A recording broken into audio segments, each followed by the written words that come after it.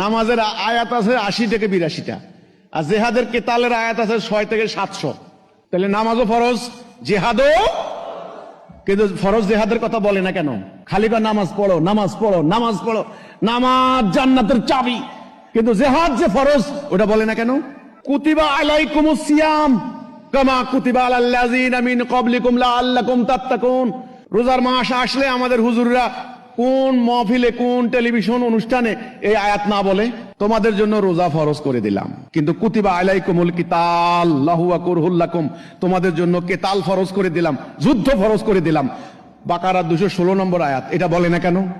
রোজা ফরজ, যুদ্ধ ফরজ না, সেটা বলে না কেন? নামাজ ফরজ, জিহাদ ফরজ না, সেটা বলে না কেন? রাসূল নামাজও পড়েছেন, জিহাদও করেছেন, যখন রোজাও রেখেছেন, যুদ্ধ করেছেন। ও যে কাজে কষ্ট, যে কাজে জানমাল হারানোর ভয় আছে, সম্পদ হারানোর ভয় আছে, জেল জুলুমের ভয় আছে, সেটা ওয়াজের মধ্যে বললে আমার তো করণ লাগবে আবার। সর্বনাশা হয়ে গেছে, আমরা আসল ইসলামটা হারিয়েছি।